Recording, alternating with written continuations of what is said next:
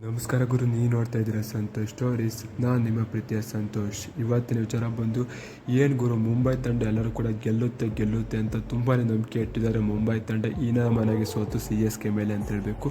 CSK ಅವರು lost our ತನಕ ಹೋಗಿರ್ಬೋದು, ಆದರೆ ಮ್ಯಾಚು ಒಂದು ಸೈಡ್ ಹೇಳಬೇಕು ಅಂತಂದರೆ ಇದು ಕಂಪ್ಲೀಟ್ಲಿ CSK ಕಡೆನೇ ಮ್ಯಾಚ್ ಇತ್ತು. ಯಾಕಂದರೆ 155 ರನ್ ಚೇಂಜ್ ಮಾಡೋಕ್ಕೆ ಬಂದಂಥ ಮುಂಬೈ ತಂಡ ಕೇವಲ 19.1 ಓವರಲ್ಲಿ ಮ್ಯಾಚ್ ಫಿನಿಶ್ ಮಾಡ್ತು ಅಂತ ಹೇಳಬೇಕು. ಪ್ರಮುಖ ಕಾರಣ ರವೀಂದ್ರ ಅವರು 65 ಹೊಡೆರು ಅಂತ ಹೇಳಬೇಕು. ಋತುರಾಜ್ ಗಾಯಕ್ವಾಡ್ ಅವರು ಕೇವಲ 26 ಬಾಲಲ್ಲಿ 53 ರನ್, 203 ಸ್ಟ್ರೈಕ್ ರೇಟಲ್ಲಿ ಬ್ಯಾಟಿಂಗ್ ಆಡಿ ಅಂತ ಹೇಳಬೇಕು. ಶಿವಮ್ ದುಬೆ ಅವರು ಸಕ್ಮಟ್ಟಿಗೆ ಆಟ ಆಡಿದ್ರು ಅಂತಾರೆ. ಊಡ ಅವರು ಅಷ್ಟೇನು ಚೆನ್ನಾಗಿ ಆಡಲಿಲ್ಲ, ಉಳಿಸ್ಕೊಂಡು ಹೋದ್ರು ಅಂತಾರೆ.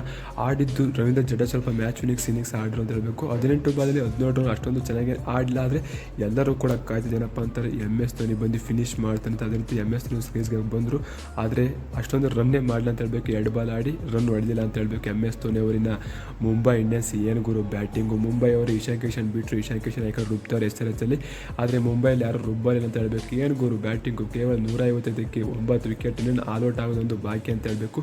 ಬೌಲರ್ಸ್ ಕೂಡ ಕೇಳಂಗೆ ಇಲ್ಲ, ಮುಂಬೈ ಇಂಡಿಯನ್ಸ್ ಬೌಲಿಂಗ್ ವಿಕೆಟೇ ತೆಗಿತಾರೆ ಅಂತ ಹೇಳಬೇಕು. ಆದರೆ CSK ಬೌಲರ್ಸ್ ನೋಡ್ಗುರು 133 ವಿಕೆಟ್, ರವಿಚಂದ್ರನ್ ಅಶ್ವಿನ್ ಕೂಡ ವಿಕೆಟು, ಎಲ್ಲರೂ ಕೂಡ ಬಂದ್ರಲ್ಲ ವಿಕೆಟ್ ತೆಗಿತಿದ್ದಾರೆ ಅಂತ ಹೇಳಬೇಕು CSK ಪರವಾಗಿ. ಆದರೆ ಮುಂಬೈ ತಂಡ ಯಾಕೋ ಬುಮ್ರಾ ಅವರಿಲ್ಲ, ಮಧ್ಯಪ್ರದೇಶ ಬುಮ್ರಾ ಇತ್ತಿಲ್ಲ, ಹಾರ್ದಿಕ್ ಪಾಂಡ್ಯ ಇತ್ತಿಲ್ಲ, ಇವರಿಬ್ಬರ ಮೇಲೆ ಮ್ಯಾಚ್ ನಿಂತಿದೆ ಅಂತ ಅನಿಸುತ್ತೆ. ಯಾಕಂದರೆ ಆ ರೀತಿ ಟೀಮ್ ಏನು ಸ್ಟಾರ್ಟಿಂಗ್ ರನ್ ಬರಲಿಲ್ಲ, ಪವರ್ ಪ್ಲೇ ರನ್ ಬರಲಿಲ್ಲ, ಮಿಡಲ್ ರನ್ ಬರಲಿಲ್ಲ, ಡೆತ್ ರನ್ ಸ್ವಲ್ಪ ರನ್ ಬತ್ತು ಅನ್ನೋದು ಬಿಡ್ತು, ಎಲ್ಲೂ ಕೂಡ ರನ್ ಬರಲಿಲ್ಲ. ಆ ರೀತಿ ಬ್ಯಾಟಿಂಗ್ ಆಡಿದ್ದು ಅಂತ ಹೇಳಬೇಕು ನಮ್ಮ ಮುಂಬೈ ತಂಡ. ನಮಗಂತ ಮುಂಬೈ ಗೆಲ್ಲುತ್ತೆ ಅಂತ ಅಂದ್ಕೊಂಡಿದ್ದೆ, ಯಾಕಂದರೆ CSK ಸೋಲುತ್ತೆ, ಅಷ್ಟೊಂದು ಬೌಲಿಂಗ್ ಅಟ್ಯಾಕ್ ಇಲ್ಲ ಅಂದ್ಕೊಂಡಿದ್ದೆ. ಅಲ್ಲಿ ನೋಡ್ತು ಅಂತಂದರೆ ಬೌಲಿಂಗ್ ಮುಂಬೈಗಿಂತ ಚೆನ್ನಾಗಿ ಮಾಡಿದ್ದು ಯಾರಪ್ಪ, ನಮ್ಮ CSK ಟ್ರೆಂಟ್ ಬೋಲ್ಟ್. ಏನು ಎಕ್ಸ್ಪೆಕ್ಟೆಡ್ ತುಂಬ ಇಟ್ಕೊಂಡಿದ್ರು ಎಲ್ಲರೂ ಕೂಡ, ಆದರೆ ಅಷ್ಟೊಂದು ಚೆನ್ನಾಗೇನು ಮಾಡಲಿಲ್ಲ ಟ್ರೆಂಟ್ ಬೋಲ್ಟ್ ಅವರು.